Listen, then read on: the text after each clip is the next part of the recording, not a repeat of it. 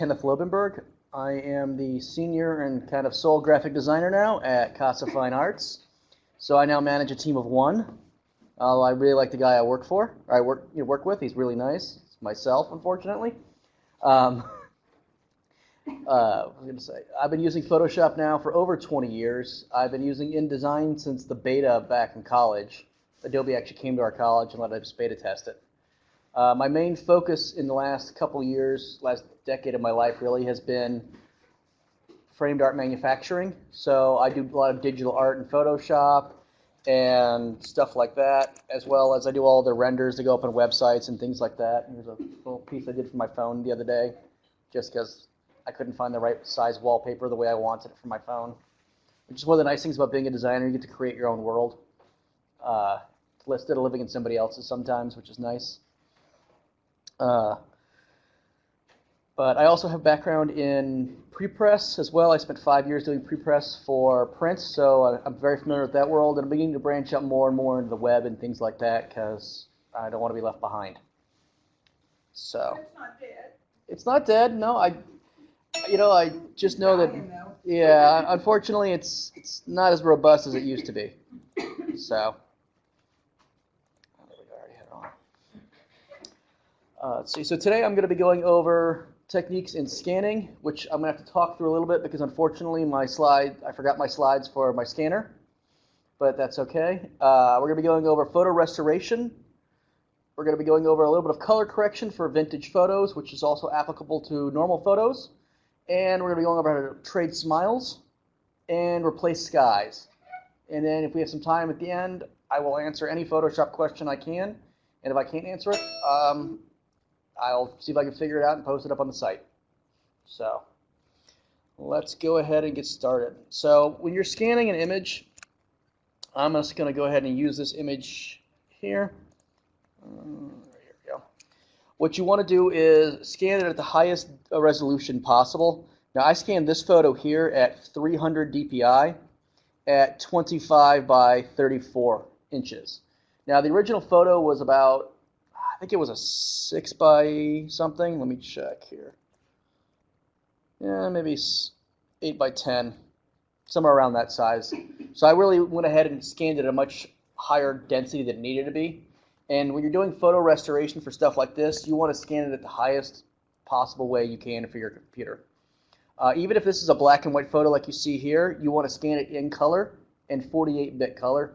You're probably not going to be able to output it that color. Most printers don't. But it's nice to have the information there in case you need it. You know, you can always throw it out later. It's kind of like when you're getting a haircut. You're not sure kind of how short you want to go. You go in small spurts, you know.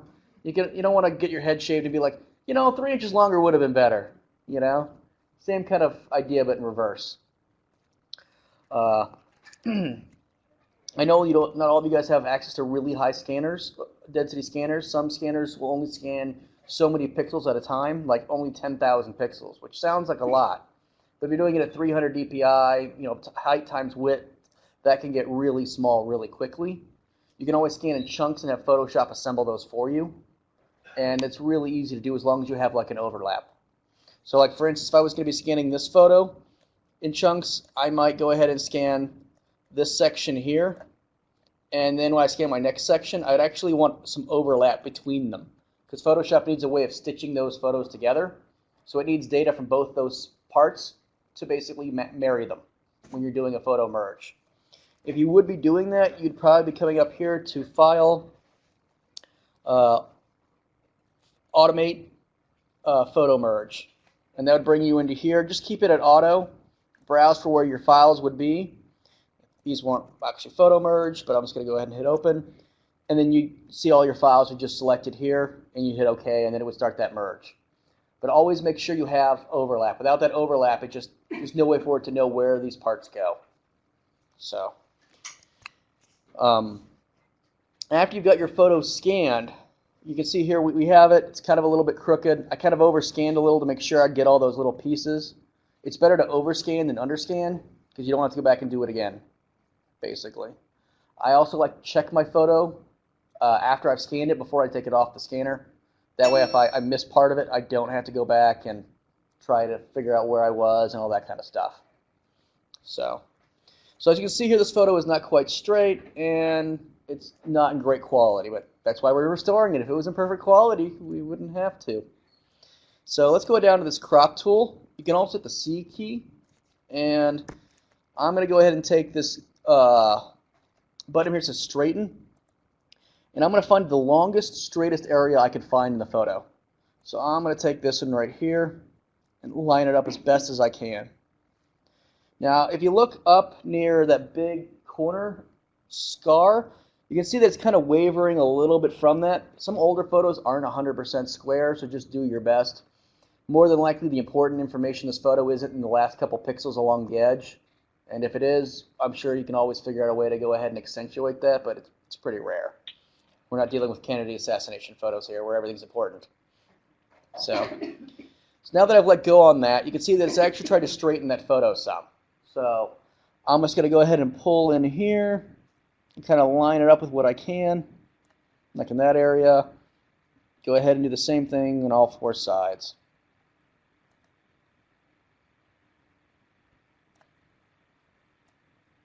Now, when I'm cropping, depending on what you're doing, I will sometimes click on delete cropped pixels, and sometimes I'll leave that unclicked or unchecked. If you have it checked, anything outside that's in this grayed out area is going to be deleted forever. Now, sometimes it's like, I have a lot of extra stuff. I don't really need those areas. It's not a problem. Not going to bother me.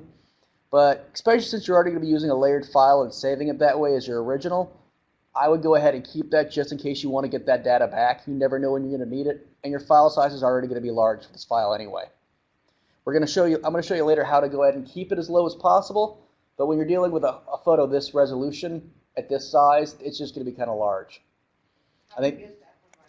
I believe this photo is with just base layers right now is 474 gigs.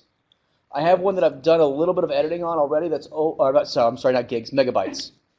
I've got one that yeah, I've got one that I've done a little bit of editing on, and it's already a little over a gig. Funny though, the largest file I've ever had was 55 gigabytes for a Photoshop file. And you could not save that as a PSD. After it exceeds 2 gigabytes, you have to save it as a PSB. It's a large document Photoshop file. The only thing that really sucks about those is that Photoshop is not going to tell you it needs to do that until you've finished saving. So you'll sit there as that little bar goes all the way across, and you're like, it's almost done, it's almost done! And then it's like, this is too big, sorry. And you're like, I've been sitting here for 20 minutes. And then you go back and you change it. To change that, for instance, like this one, just go to Save As, which is also up here, Save As, or Shift-Command-S. And under your format, you'll just go to large document format. And you see that changes it to a PSB. So if you're not sure and you're quick on time, do that. Also, I don't know if you've ever encountered this error where you're going to save a Photoshop document and you get this error that it can't save and it can't save. You try changing the file name and it still won't save. Try changing it to a PSB, and sometimes that will actually get around that. It was a bug that I had a lot about a year and a half, 2 years ago. I don't know if they fixed it in one of the updates. They're really not going to advertise.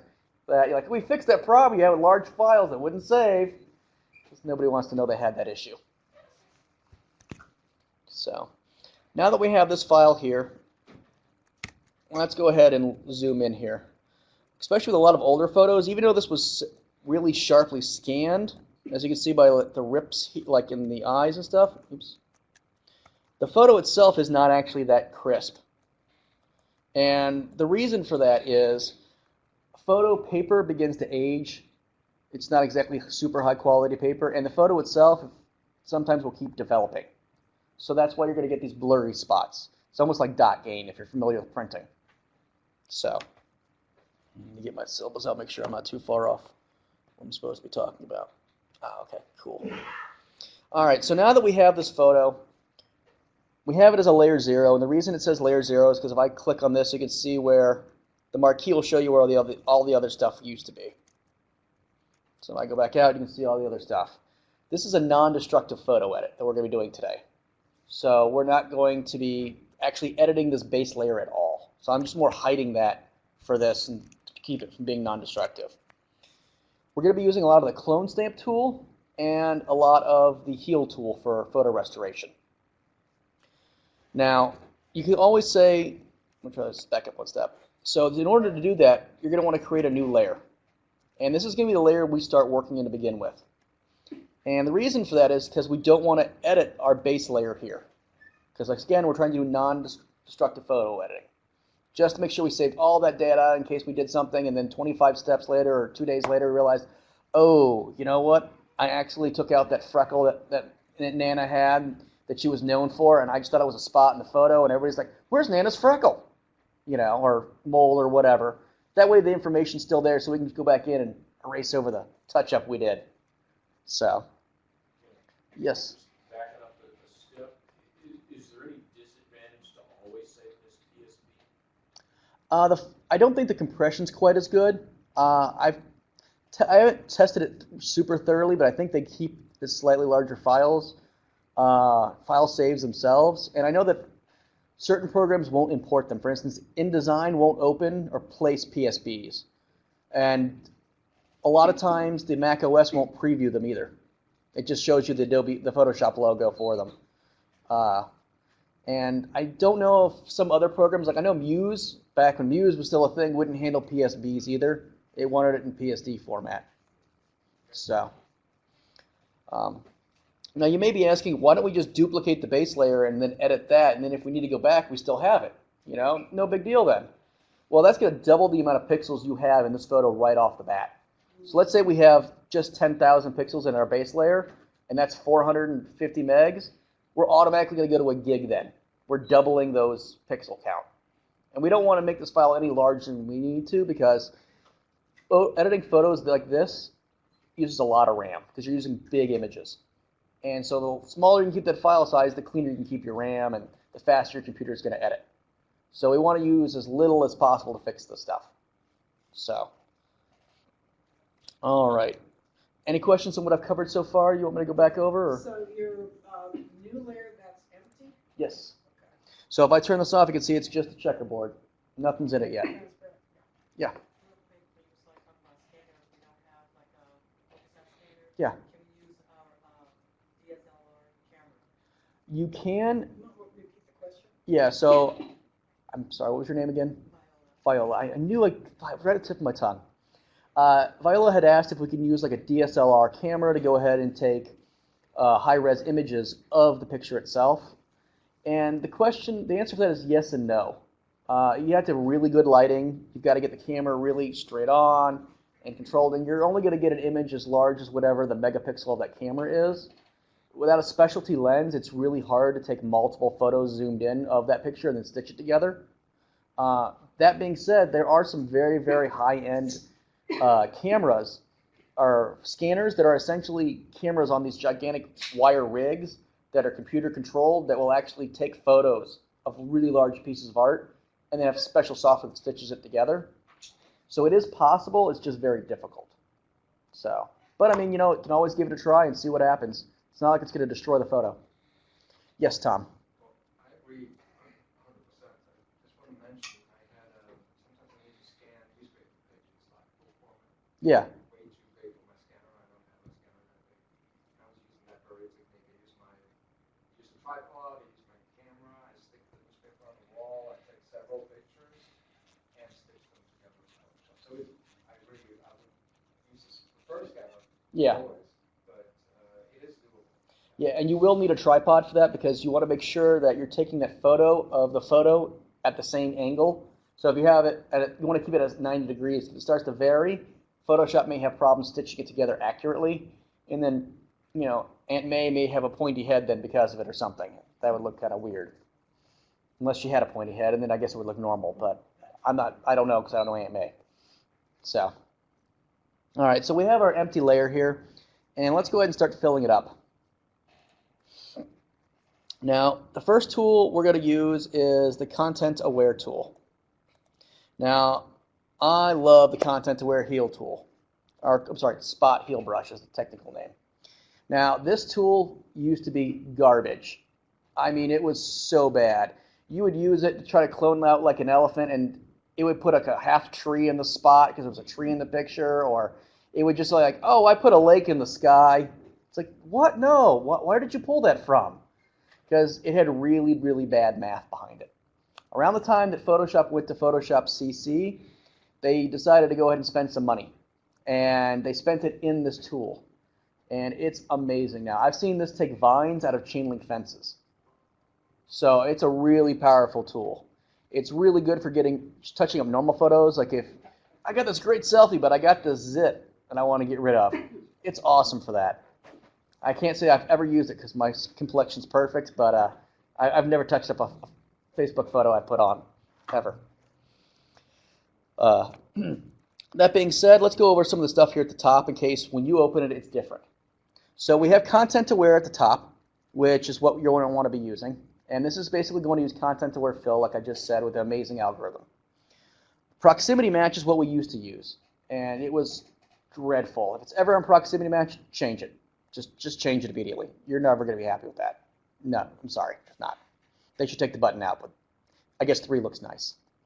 I've really never used Create Texture that often. I'm not sure how good it is. Apparently, no, not going to work. Well, maybe because I don't have sample layers on. Let's see.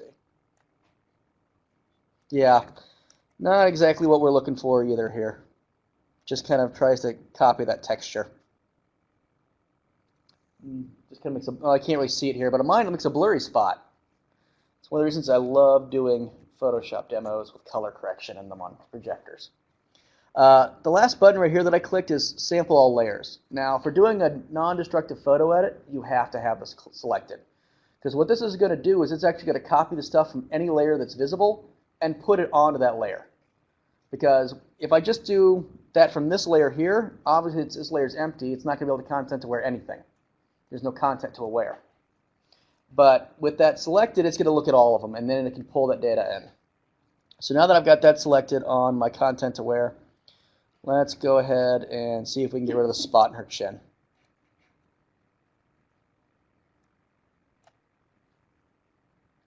All right, so it looks like we got rid of that spot. Now, how many people here love key commands? Oh, come on, I can't be the only one that loves key commands. All right, okay. Oh, yeah, well, I love key commands. So if you use the bracket keys, you can make your brush bigger and smaller.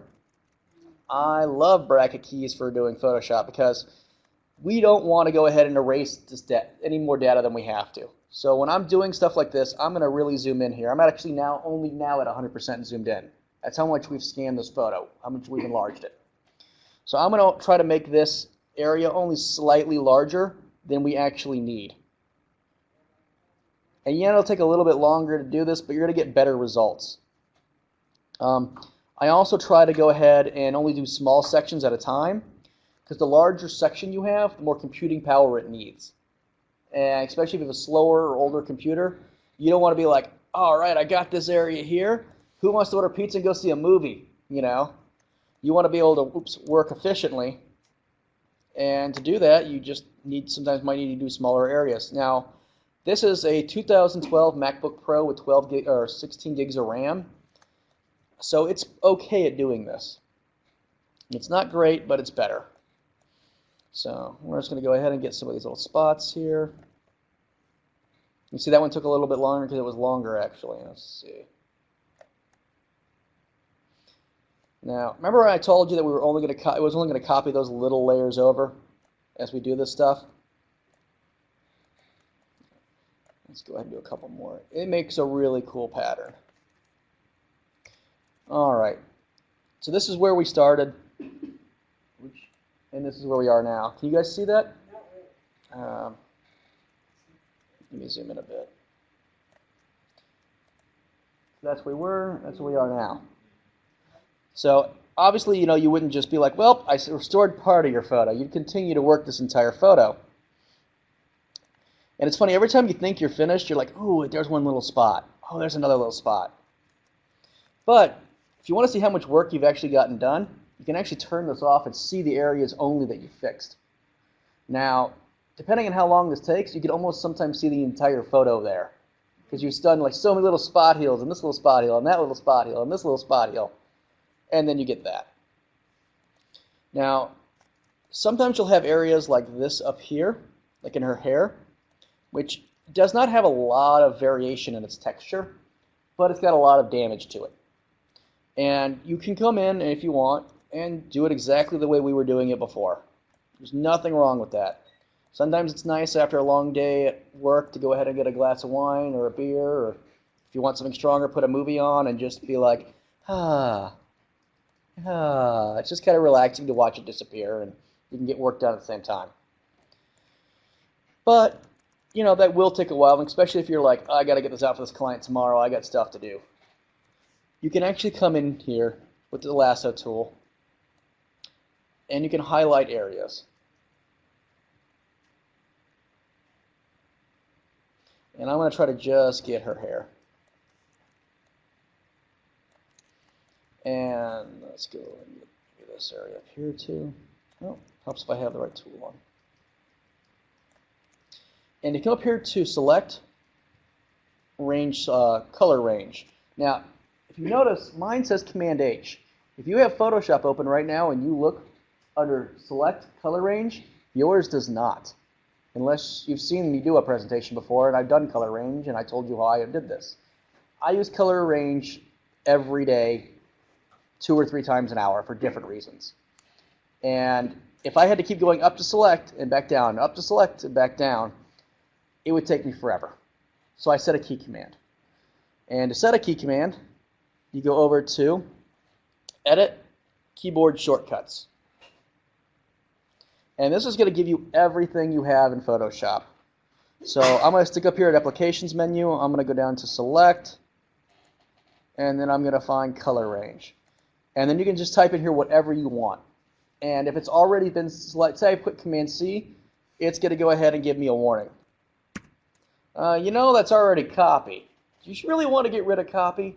And if you're like, you know what, I never use Invert Selection or whatever it is, then, you know, go ahead and get rid of it. I think Command H might have been like hide, which I never used hide in Photoshop. And then you hit OK to save. I'm not going to do that because I like mine being Command H. But I always say if you use something more than once a day, set a key command for it. You know, I had a teacher in college, and this is back when we had the small CRT monitors, because I'm old, who told me that if you don't use key commands while you're doing graphic design as a graphic designer, you will literally move your mouse cursor from here to here enough to go 2.5 miles a year. And I don't mean that in like the equivalent screen. I mean like if each one of these was a step, you'd go over 2.5 miles in walking a year if you don't use key commands. So imagine the wear and tear on your arms trying to walk on them for like, you know, 1.5 miles or 2.5 miles. So, you know, key commands can help save your wrist and your elbow and your sanity and other things, if you have any sanity left in this industry. So anyway, back to going ahead and fixing this hair. So I'm going to go ahead and hit color range. Who here has used color range before? Okay, a little bit. Cool. I'm going to show off how to set up your selection for quick mask first then, because color range and quick mask are linked. Now, I like quick mask, but I have mine set up a little bit different than most people. When you start color range, it's going to be masked area selected.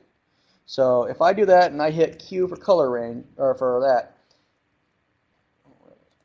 it should be there. Yeah, selected area. It's going to, oh wait, why is it? Oh.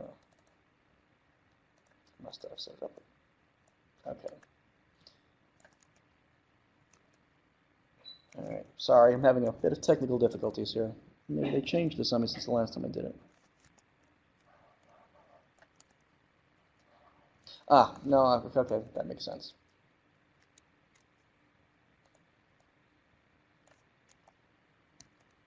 Okay, so if we have this set here and I start drawing, oh, I know what happened. I'm sorry.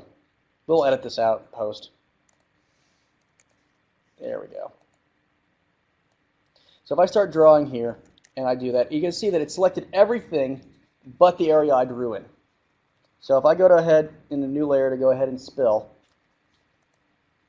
it's going to spill only into the area other than I selected, which to me is kind of frustrating.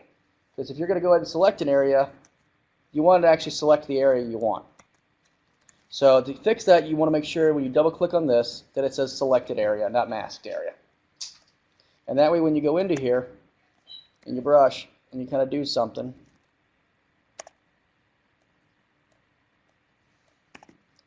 it's only going to go ahead and spill into those areas. We gave her cool feathery glasses. The reason I bring that up is because in color select, or color range, it's going to have those highlighted areas change color so you know what you're highlighting. If it's the other way around, it gets kind of hard because if it's everything, like it would be here, let's go ahead and invert and double click and invert this. You can see that it goes completely. So you're like, especially in color photos, I only want the green areas. Which area is green now? You know? Does that make sense? Okay. So it just, to me, has always been a pain in the butt. I don't know why Adobe does that by default. Pardon? Both the color and the way it's working is based on the old-fashioned film-based masking. Ah. Use red acetate. Got it. And that's the default. See, he's old. So, That is old. so according to Tom, the reason this is done is because the way original photo editing worked, you'd actually use the red mask with the areas you didn't want. Which makes sense, but it's one of those kind of weird things how, like, the save icon, a lot of computers are still a floppy disk. And then I asked my son what a floppy disk was. He goes, cool, you 3D printed a save icon. It's like, yeah, we'll go with that. So let's go ahead and make that selection of the hair again like we started. Yeah. So we have that area of her hair selected. I'm going to zoom into that area. And I'm going to use color range now. Oops.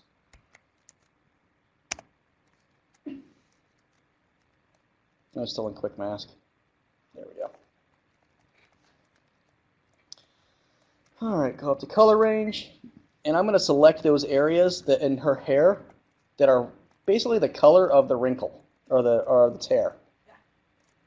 And I'm going to turn my fuzziness down. So the way that color range works is you have fuzziness, and then you've got range. And you only are probably going to use fuzziness, and the way fuzziness works is a lot like racism. Okay? If you're really racist, you don't like very many people, and you're not going to have very many friends. It's barely going to select anything. If you're not very racist at all, you have a lot of friends, and it's cool, and everybody's happy because everybody's friends. And you can be friends with everybody, which is great. But, you know, you got to adjust this down unlike that because you want to make sure you get the right selection here, which I guess now was a bad analogy. But you basically just want to see how friendly this can be to get only the pixels in certain colors to go ahead and select that stuff. This was a horrible analogy, and I am sorry. Well, wow, I'm really embarrassed now. I'm sorry. I was trying to make a... Oh, well. Yeah. So, anyway, we have a little bit too much selected here, so let's go ahead and undo that and make a different selection. So, back to there. And you can see we're getting too much of that selection up here is the problem. So we want to go ahead and reduce that fuzziness down a little more and try to just get those highlighted areas. This may take a couple tries in selected areas. So once we have that selection there, you can see we're kind of glowing just a little bit. We're going to go ahead and expand this out. So we're going to come up here to Select, Modify, Expand.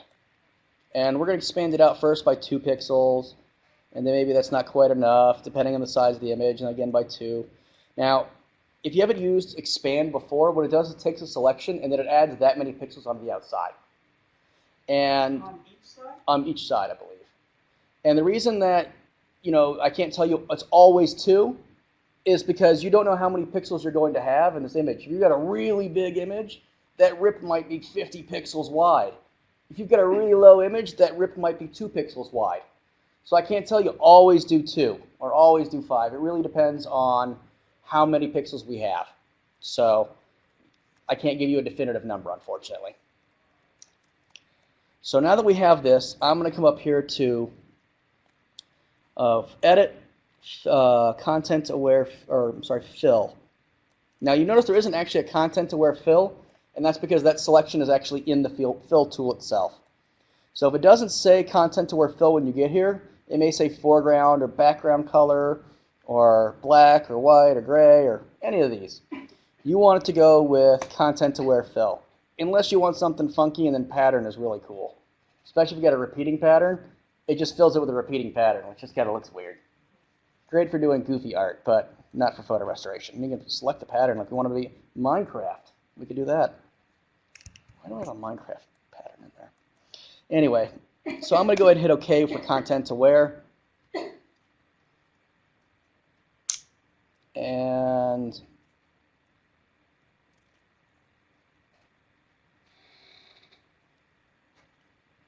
oh, I forgot to go ahead.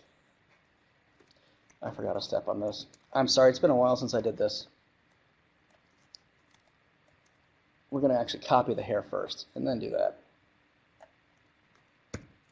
Oh, if you're doing if you're doing range selection, if you hit Command H again or go back to whatever your key command was, and it'll automatically keep the selection you had last time.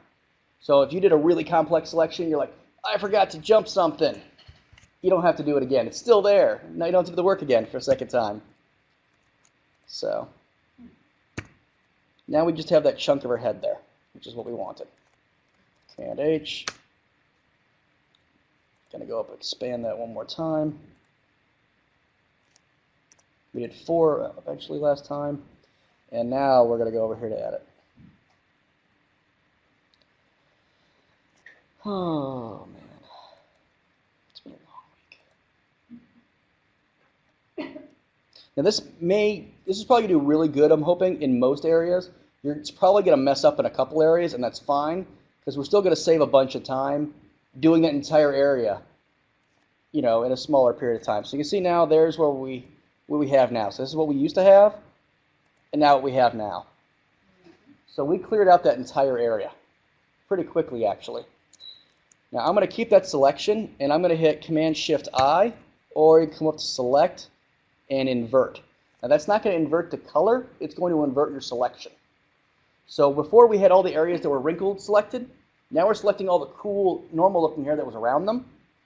And the reason we're doing that is to keep our file size down. So now if I turn this off, you can see I only have that hair that we just added back in still there. Like I said, you don't have to do this, but if you're trying to keep this file size down, you get limited storage, limited RAM, older computer, this can help.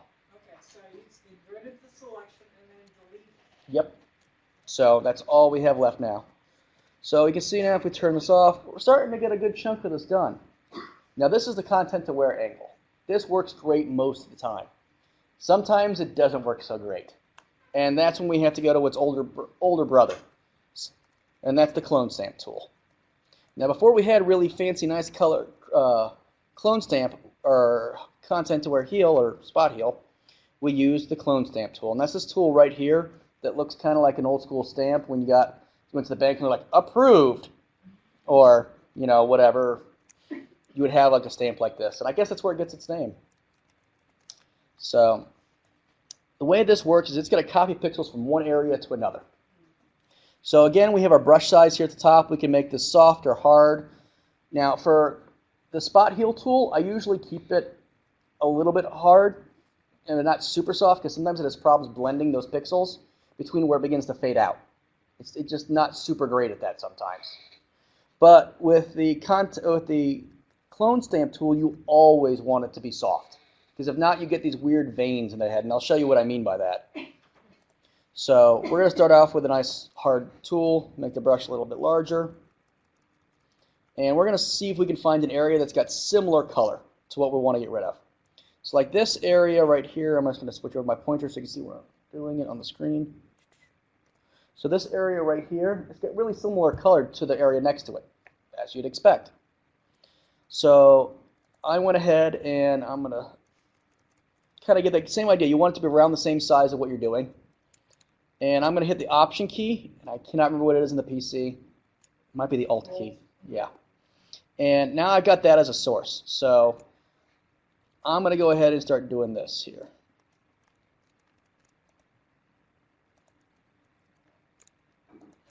And if you see here, you can kind of like see a little bit on the edges when I zoom in, how it's getting kind of hard right along the edge.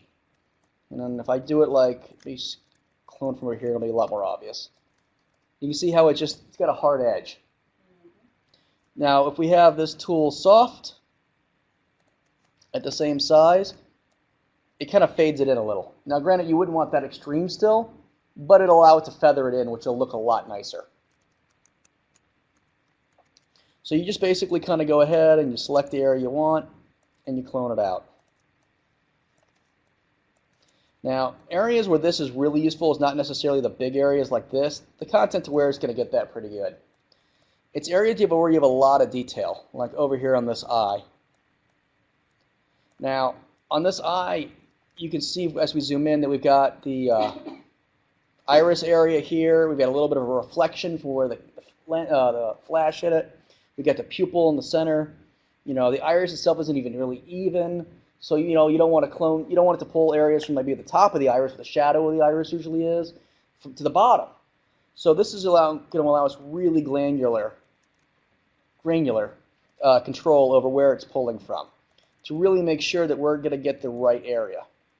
Now, just because this texture here is an eye, doesn't mean I'm not going to find that exact same texture somewhere else in this photo. Because if I'm zooming into here, you can't really tell me that that's an iris. I mean, that just kind of looks like static almost, you know, at a certain color.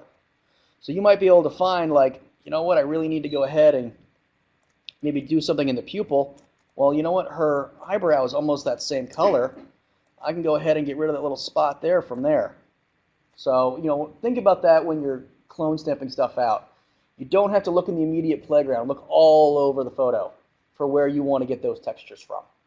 It's really useful. And there's also another tool here. Let's see, where is that tool? Clone Stamp Source. I almost never use this tool, but I want to let you guys know that it is here. You can set different clone stamps. So maybe in this area, you're stamping from here to go to this area. But for this one, you're cloning from here. So that way you can switch between them if you want to. Kind of like having different brushes. I'm sure it's useful. I just don't use the clone stamp tool enough to find it that useful. One of the other things you can do, which I always find super frustrating, is you can change the angle of it as well.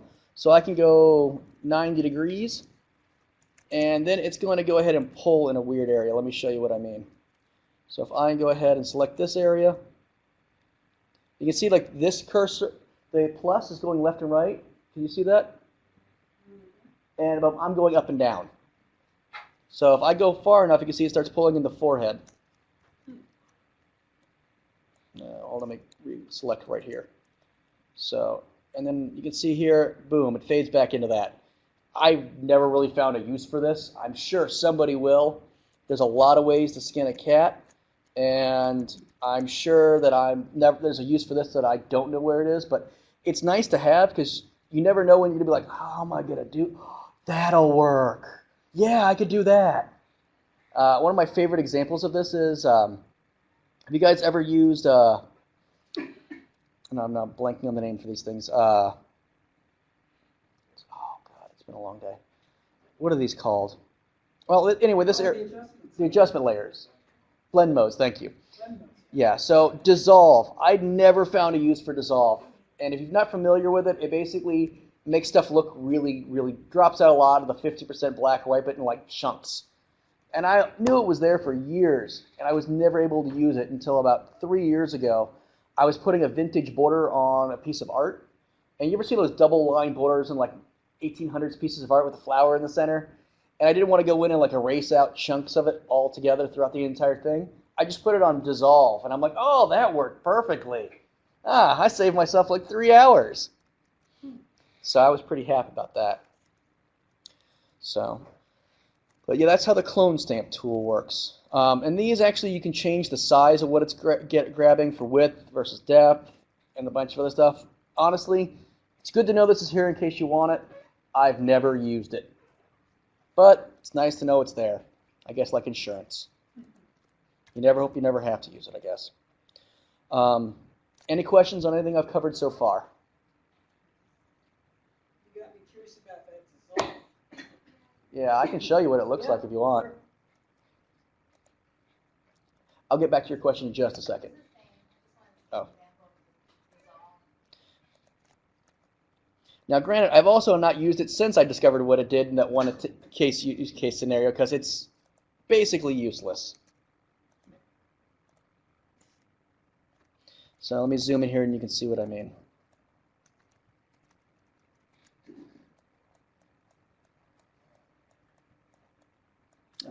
Okay. Of course, now that I go to try to use it, it's not going to work. Let's try this in black and white, maybe.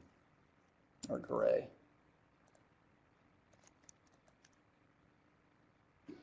Well, poop. Oh. All right. Ah, there we go. Okay, thank you, Tom. So you can see it just makes it look kind of pixelated. It's just not very useful. I mean, I'm sure somebody is eventually going to find another use for it. In 20 years of Photoshop, I've used it once. But, you know, it is what it is. Any other questions in this section before we move on?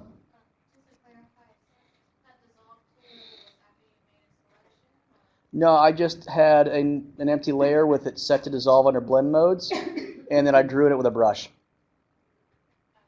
That was basically it. So, not multiply, but dissolve. So, but yeah, fun tools. All right. So I'm not going to go ahead and fix this entire photo because it would take probably like another hour, and that's really not that compelling. But, you know, you can see we've done a lot in this photo in the amount of time we've had so far. One of the other cool things you can do, though, with, what do you call it, the clone stamp tool, which is great for Halloween. Let's go ahead and look up Brad Pitt. And let's find a nice high-res image of Brad Pitt where we can see his eyes. That one will work. And let's copy these. Copy image.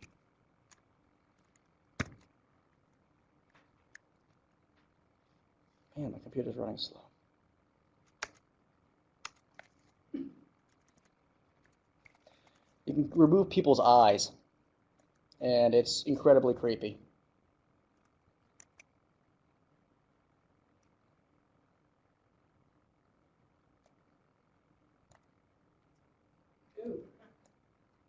Ah, there's the one part that I was looking for. Yeah, it pulled in part of his mustache here. But yeah, you can get really creepy with people. So it's great for making a little Halloween kind of scary stuff. So, not really a good like actual use case scenario, but you never know when you're going to want to make a creepy eyeless zombie, you know? And you can really go hog wild on it too and just start getting rid of parts in their face and stuff. It's not pleasant. So, anyway, but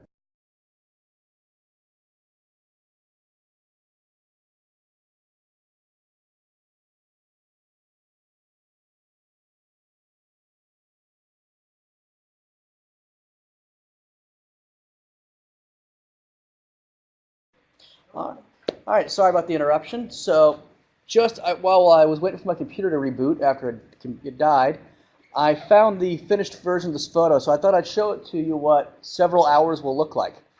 So this is how many edits I ended up making to the photo itself. So you can see I did that same technique in the entirety of the hair. I went ahead and fixed all those spots in the background. I traced out all the little areas. So the photo now looks much cleaner and probably closer to what it looked like originally. Now, if anybody here knows Karen, this is actually Karen. Yep. So, yeah, I did a bunch of scans for her about 3-4 years ago on my scanner, and I used them because they were old and busted. So, she's not here, but thank her so much for the next time you see her for letting me use these photos for this presentation. So the next one we have is, let's close that out, don't save that, is this photo. This is also of Karen, but this one has got, you ever seen those photos from the 1970s that just kind of look reddish and just gross? The reason for that is that, again, the developer kept developing. They just didn't wash them properly, so they just kept developing. So the The first thing we're going to do here is we're going to go ahead and rotate this image counterclock or 180. And we're going to use that same crop technique that we used last time. So, and then just pull it in like that. Now I'm not going to fix any of the rips and tears in this one, just because we've already seen how to do that, and I don't want to be too redundant, and you don't want to be here all night. So the first thing we're going to try to do is see if we can restore color. Now, the way I like to start out this is with color or camera raw filter. Now, this was not always a filter in Photoshop. It used to just be the way you processed raw photos, like you shot like Nikon raw images or stuff like that. So we're going to open that up. I know there's other ways to white balance, but this one tends to be my favorite, so that's what I usually end up using. So, and you can see here that it actually did not recognize the crop in here because they didn't delete those pixels, so it's still going to edit those, it's just not going to show them. Which could be nice if you do some color correction and you realize you want to blow the photo out a little still. At least the camera raw will actually have been edited. So I'm going to go up here to the white balance filter, and I'm going to try to find something that was white originally in the photo that wasn't completely blown out. So maybe I might pick this area here, or maybe whatever this is. What do you mean by blown out? Well, like for instance, this area right here is white, but it's so white not actually doing anything. Like there's no detail to see how what color everything shifted to. So what basically this is doing is it's going to say, oh, if this area was supposed to be white, that means everything needs to be shifted more to the blue or to the yellow or more to, those kind of things. So it tries to balance that stuff out. So like if I clicked on that, you can see it turns completely green because I'm trying to tell it that red sweater was white, and it obviously was not. So I'm going to try that jug and see if that works better. And it's not great. Let's try that right there. Now this technique works okay. You can see it's not 100% on the color. From here, we probably would still want to go ahead and adjust levels and things like that to go ahead and get that good. You lighten the photo just a little. Come in here and say, you know what, that's actually the darkest area of the photo was right there. That's a little bit too much.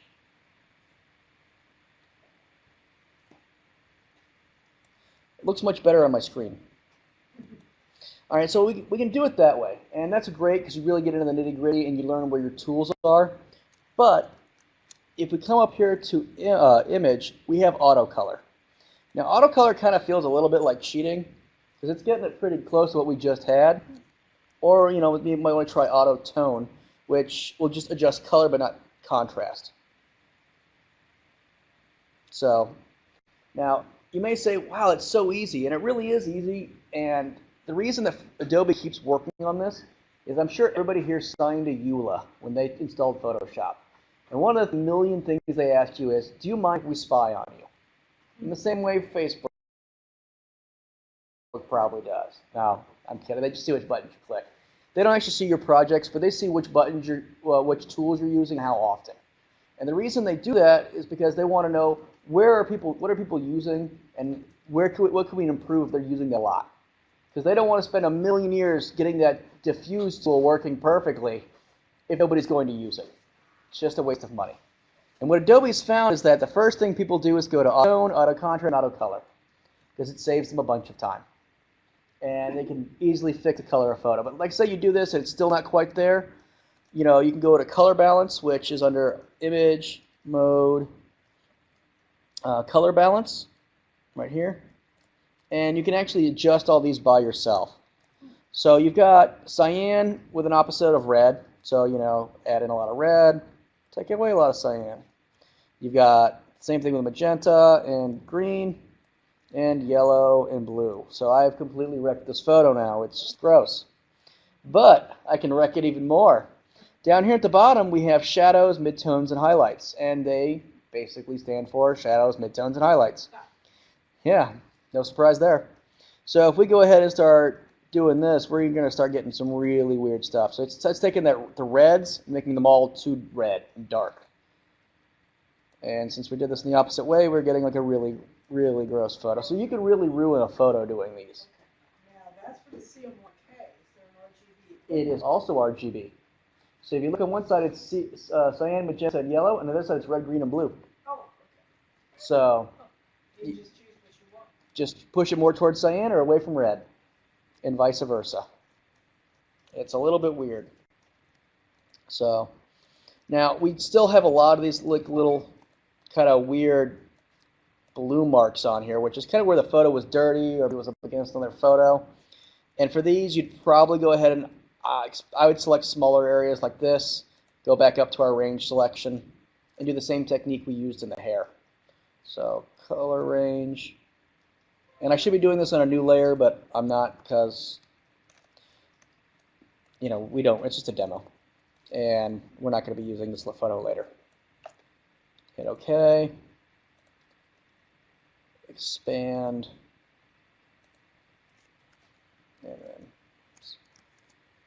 And then ContentAware Fill.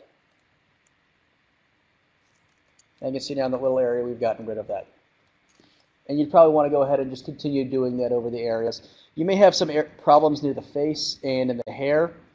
At that point, I'd probably use the clone stamp tool or the heal tool, depending on how bad it is. Here's a weird question. Let's go back to the area where you just did that. Seems like that's mostly backgrounds, and I can't. Doesn't look like there's anything there. Could you just select it all and change up the color? You could, but you know, if you look in any area of a photo, there are subtle changes in color and in even the texture of the paper if you're scanning an actual photo in. And if I just went ahead and was like, you know what, let's go ahead and get the eye brush or the eyedropper tool out here now, make a nice big, you know, selection, and I started painting this in, it would look like it was painted in. It's just too flat. Now, you know, I mean, yeah, see, it doesn't seem to match the rest of the photo. It looks like which you can't see there, but on my screen it definitely looks very out of place. So, does anybody have any other questions so far about this? Yeah, the coloring of these photos is actually a lot simpler than in the restoration. You always get some really powerful tools on that. So, all right, let's go on to then, I believe. So events have changed a lot since CS6. Pardon? Have those changed a lot since CS6 version? The implementation of them is better. The algorithms behind them are a little bit cleaner. And the ContentAware, I don't think you had in CS6.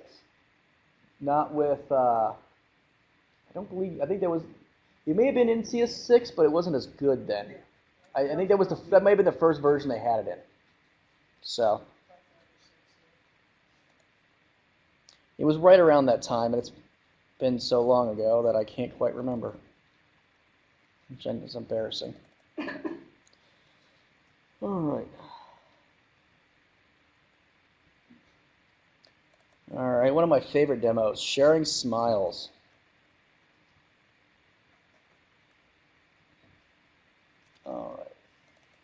All right, so this was an old client that I had that was complaining that one of her kids was not smiling in this photo, and it just kind of ruined the entire photo. So you see this guy here, and I don't know why he decided not to smile. Maybe he was having a bad day. Maybe he was like, I was in the middle of a Madden game, and this is Thanksgiving, and I'm busy, and I just don't want to come out for this photo. Maybe he was fighting with somebody. Who knows? But everybody else is sitting there all happy and stuff, and he's not. And we'd like to remember this photo better coming in 10 years or so. So we're going to go ahead and borrow somebody else's smile. So I'm going to go ahead and take out the lasso tool, kind of bring up the pixel feathering a little. Feathering is kind of like blurring the edge, and that's how many pixels it blurs out, if you're not familiar with feathering. And I am just going to trace a little bit of her cheeks and down to her chin, maybe a little bit of her nose. Hit Command-J, which is going to copy anything you have selected to a new layer. And then we're just going to go ahead and move over his smile. Now, it still doesn't quite look right because, you know, the eyes kind of crease a little when you smile and stuff like that. And I don't know if he'd smile showing all of his teeth like that, but definitely works that way. Sometimes you can always find different relatives, especially for family photos. It's good that you might be able to use. We might be able to take his smile, but don't know if that would look that well. Another way we can do this, now this is something that's changed a lot since I actually originally did this. Who here is familiar with liquefaction? All right, well, let's go ahead and use somebody else's face. It's a little bit bigger for this.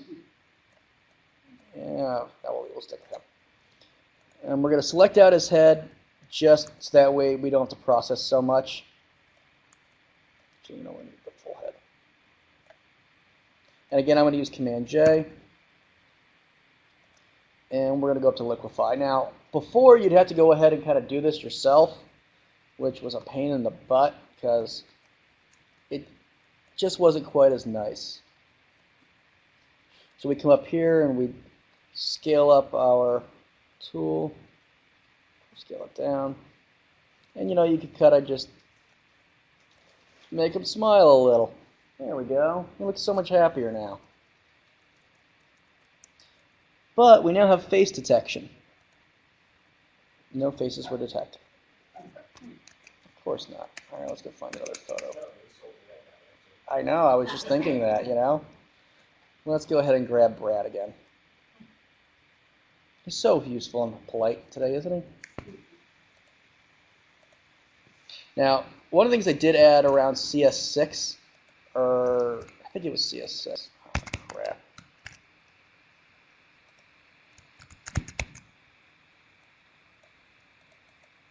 There we go. Around CS6 is that, it was either CS6 or CC. Adobe got this great idea that they were going to start using people's graphics cards to push pixels faster, which is kind of what graphics cards do, so I don't know why it took them that long to figure it out. But it's called the Mercury Graphics Engine. And not everything in Photoshop uses it, but liquefaction is one of those things. The liquefaction used to be a lot slower, but after the Mercury Graphics Engine, it actually became useful again. I mean, even on fast computers, it really wouldn't do that well before. Let's see. All right. No, lens correction, wrong one. Liquefy. All right, so now it's recognizing his face, which is really cool. So if I hover over some of these areas, you can see it starts putting little marks over the eyes, over the nose, over the mouth, things like that. So, and it's, whenever I do here, it's going to do symmetric. Oh, it'll do symmetrically if I turn on symmetric.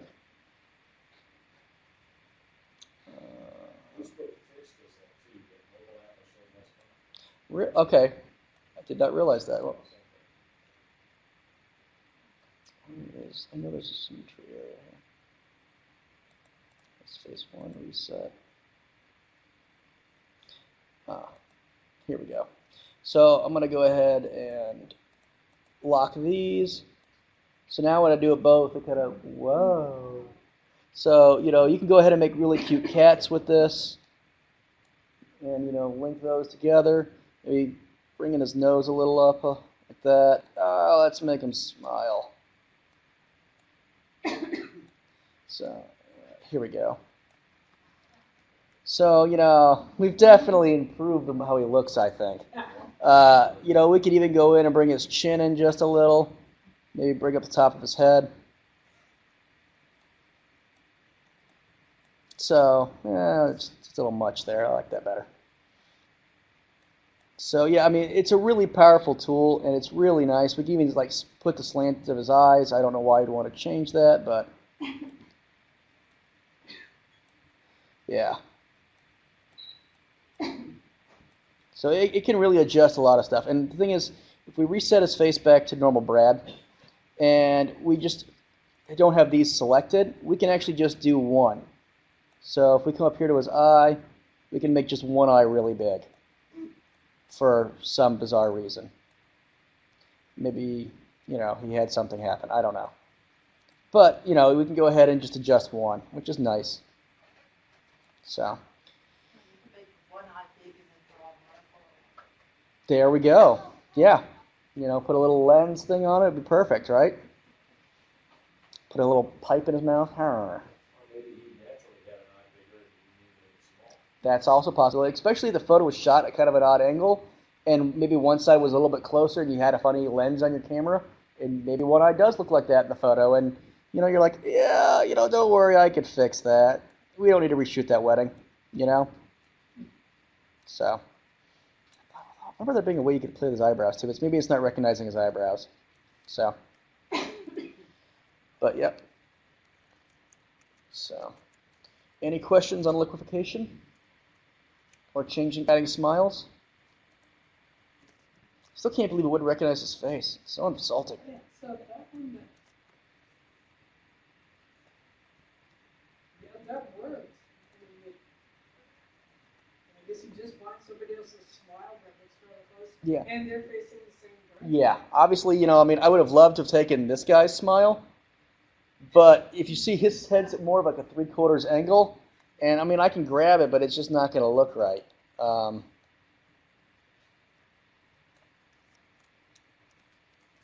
there's no way to easily fix that. I might be able to do a little bit of geometry to it. Let's go ahead and drag his smile over there. Yeah.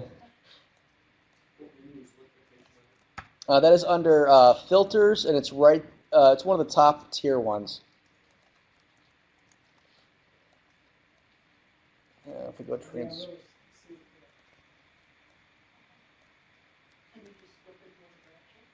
No, unfortunately, like this guy's facing right against the camera. The guy's at an angle for it, so I could flip it, but it wouldn't be quite natural.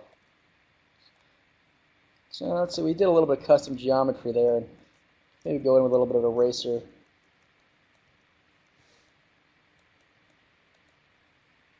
Maybe make it a little bit bigger.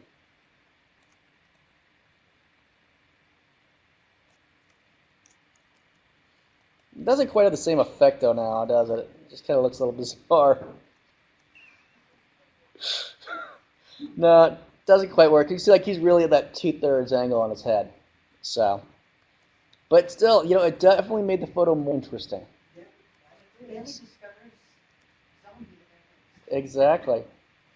So, and again, like in the original version when I cleaned up this photo, I took the American flag out, and I know some people might find that offensive, but it looks like a party hat on her head there, and it's really distracting. So for that one, I just kind of went in with the clone stamp tool, or not clone stamp, but the ContentAware heel, and then we had a little problem with her hair there, kind of wanting to like poof up, so I just kind of did that. And now she's not wearing an American party hat anymore. So the last thing I was going to show is how to swap out skies, and then if we have any questions, I can handle those after that. So let's see. Sorry about my computer dying. It's been one of those days. If you guys ever need high-res images for free, Unsplash is amazing. That's where I got both of these images. They're completely free, and I talk about the site every time I give a demo because it's just that awesome. You can find just about anything on here, and everything is completely free and copyright free. So feel free to print these at full size on billboards, and nobody's going to come after you, and if you do, you can be like, I downloaded it from the site where you gave permission for me to use this if you wanted. So we can go ahead and put Austin in here and see what comes up, just because I like to demo Austin. So yeah, there's the let's move in. We have a lot of that. Beer, that's very awesome. There's Barton Springs. So yeah, it's got a nice selection of photos. And then some of these are just kind of general Texas. And I think some of them are just shot by people named Austin. So, I don't really think that person named Austin would represent our area, but he definitely represents this area, kind of like weirdish. So, you never know. I don't know if he moved here because of his name or it was just a coincidence. So what I'm going to do here is I'm going to select this guy with just a general marquee. And the reason I'm doing this is this guy is pretty even in color. And in case there's any of these kind of yellows in like the lower areas or the blues in certain areas, I don't want to put the sky that I'm going to replace into here into the ground. So I'm going to go ahead and just start selecting this with the color range again. Turn up that fuzziness. And you can see here it's starting to get some of this area with the tops of the mountains, which means I don't want that. I can go ahead and hit Alt in the same way you use like a negative lasso tool and actually deselect some of those areas. Then maybe kind of go back in here. Now you can see that when I'm doing that, it's kind of starting to lose this area at the top. It's starting to turn, black. So what another thing I might do here because of that is Command J that to a new layer, and then use my Magic Wand tool, but not your standard one. I like to use the Quick Select. I find it actually relatively useful for doing quick selections on stuff. Not always the best, but it's good for like the beginnings of stuff. Let me go ahead and increase the size on this. And you can just drag it right here along the top. And it's going to get a good chunk of stuff pretty well. You kind of see I got some of that cactus. But it's good for doing a general really quick trace of something, and then going back in and getting your details yourself later. You might actually also be able to use a normal Magic Wand tool here. So never discount an old friend just because you think you've moved beyond them. Yeah, it's a pretty good selection there. Not great, but good enough.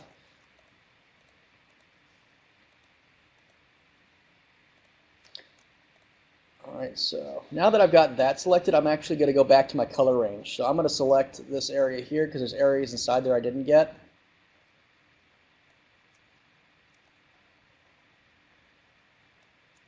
And try that selection again. And you see now we got those, what do you call it? The floor, or the mountains there kind of isolated out, so they're not as prominent here. Okay, so we didn't get quite all the top, but that's okay. We can just marquee that in. Awesome. So now we've selected our sky. And I'm just going to hit Command J just to save that selection. So there's our sky. Just selected out by itself. So I can invert that if I want. Ta-da, we got a creepy red sky. And I'm actually going to take a creepy red sky. And I'm just going to drop it in. Now, usually you want to get a sky that's going to go ahead and kind of match the color in the photo itself. Because, you don't want like a daytime photo at the beach with like a sunset because all the shadows are wrong. But it's kind of what I'm going to do here because I'm lazy. So they kind of have this really cool ominous red sky. I'm going to take the background the bottom here, and I'm actually going to add a little bit of red to it. Maybe a little bit of yellow. And our selection here was not great. If we would have really spent the time to go ahead and just really trace that out, it would have looked a lot better. But I just don't want to spend an hour and a half here doing that. One of the other things you can do is you could feather this a little. So if you grab your mask like I have here, you can actually go up here to blur, Gaussian blur, and then you can blur that just a little. And that'll get rid of some of it. So probably should have picked a bluer sky for this, but there you go. It's just basically selecting and dropping something else in around it. It's pretty simple. I know Donna had sent me a link to some interesting cars, and you can use similar techniques for this as well. So I can post that link. Does anybody else have any questions? How would I remove them? For these, I might put a mythical figure above them, just so that way I wouldn't have to. Makes it really easy. But if the client was like, no, I really want you to get rid of the rays. Exactly, yeah. There's so many simple ways to do Photoshop where you don't have to do a lot of work. Now, I would probably go ahead and use my lasso tool and select around them like this. And honestly, the first thing I'd probably try doing is just doing a ContentAware fill. Just to see if I get, always try the easiest stuff first. I don't think that'll work. But sometimes you get surprised. and that did get rid of a lot of them. So like I said, sometimes, hey, it'll work. If that didn't work, you know, you can always do the range selection again, like I said, and start highlighting these areas and then doing color correction in them. Or clone stamping them out would work if that didn't help either. So, actually, I'm probably just gonna,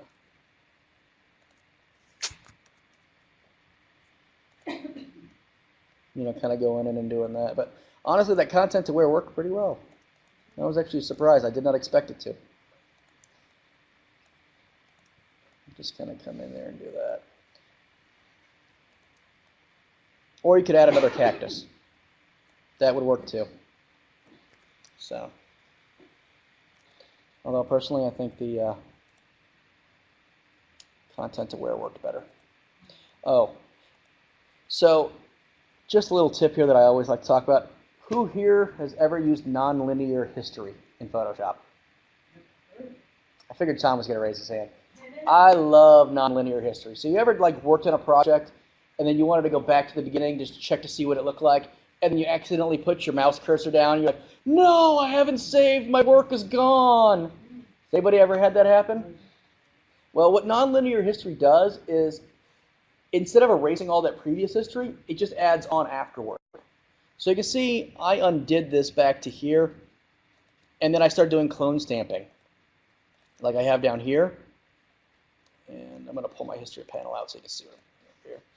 And I actually went back to that, which is really nice, because that way it's like time travel in multiple dimensions at once.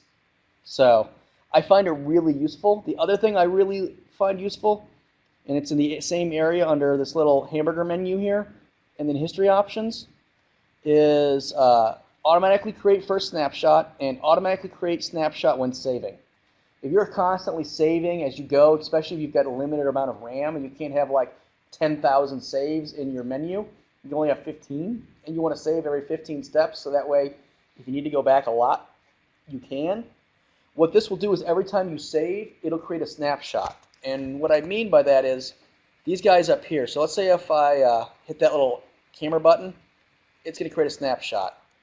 And let's go ahead here and then invert the sky to a nice, actually that blue sky looks so much better. I should have demoed it like that. And then I can go ahead and do this. You can see it's actually creating snapshots here for me. So I can actually go back and keep going, checking my stuff over and over again without having to worry about losing my spot or going back more than 15 saves for something. If you only have that, I think Photoshop has 30 for default. I think I mine set to 200. Well, when you're doing a lot of especially color correction and stuff like that, sometimes you want that many. So, wow, that sky looks a lot better like that. I should have done that for the demo.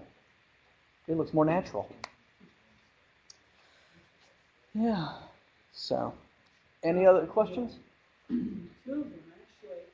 I found a couple of pictures that I forgot to get them to you, that if there's a lot of blurry and or extreme contrast.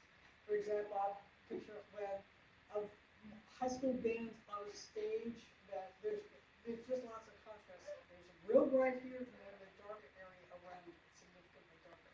Also blurry. Now, the sharpen, there might be something we can do now. Is it an actual photo, or is this a photo you took?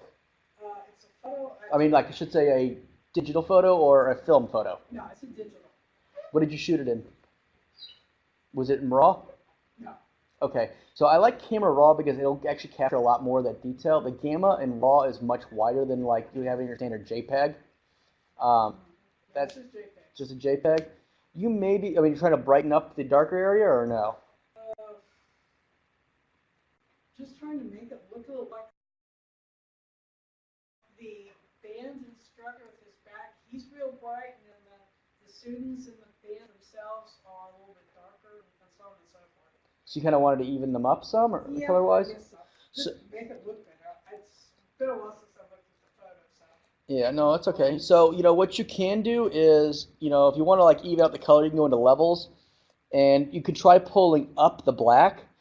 Now, that will make the photo look a little washed out, but sometimes you can pull it up just a little and then darken the midtones, and that'll actually kind of even some stuff out, which, wow, I hate how bad these things look.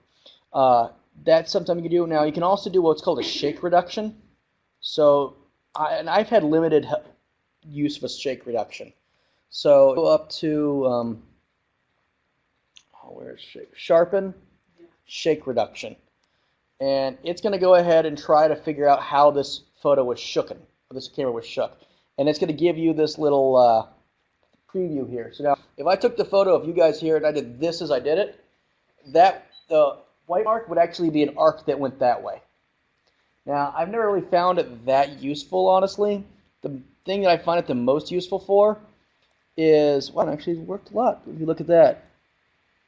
Okay, is getting menus, or if I go onto Google Maps and I'm like, ooh, look, they got the phone number of that restaurant in the front, and I can't read it.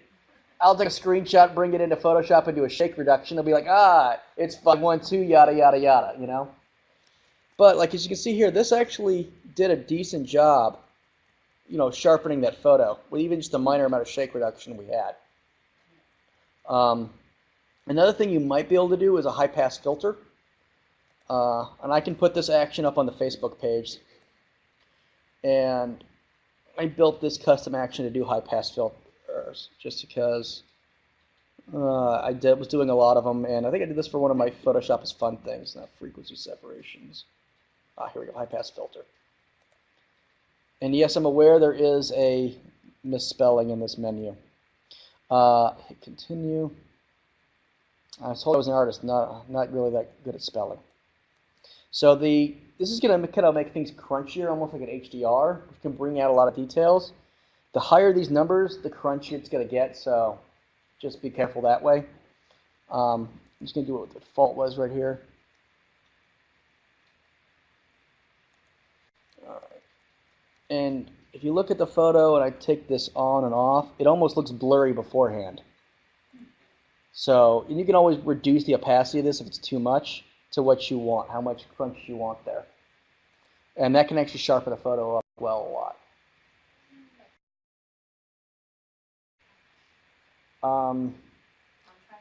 Yeah, it's like contrastiness. You ever see a lot of those black and white photos of like really serious people with like hard lighting, and you're like, wow, look how old he looks, all the wrinkles, you can see every little wrinkle in his face? That's like a crunchy photo. It's like a very high contrast kind of thing. And I've shot a couple like that of myself to see if I could.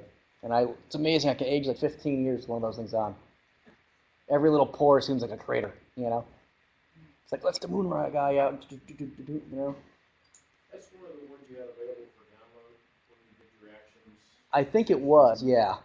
I can repost it back up to the front if somebody wants. You just don't have to go dig for it. So, that's basically what I have. So, any other questions?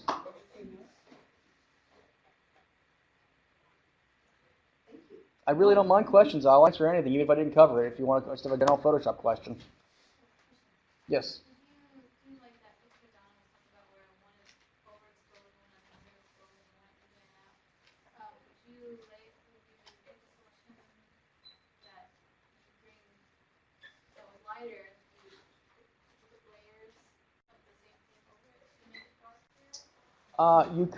You could also just select a certain area.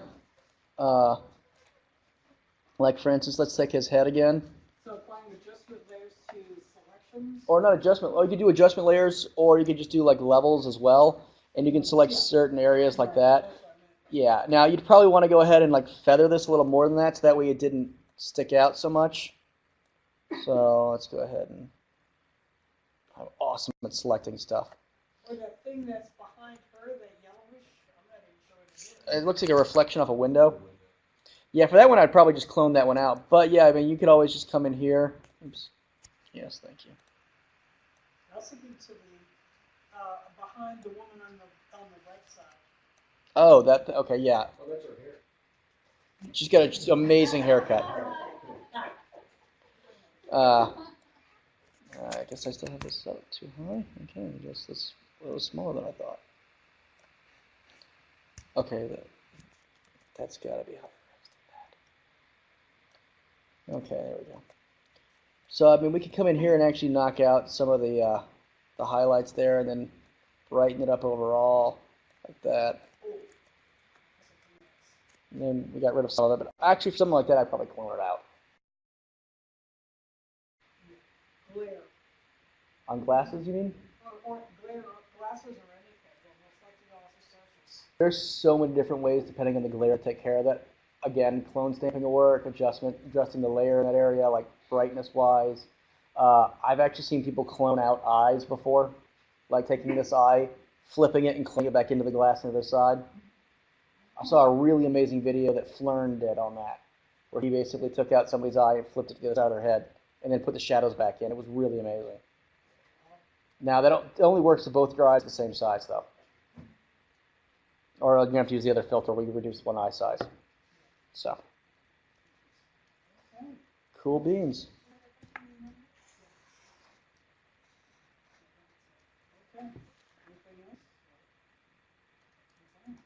All right, well, thank you for coming out.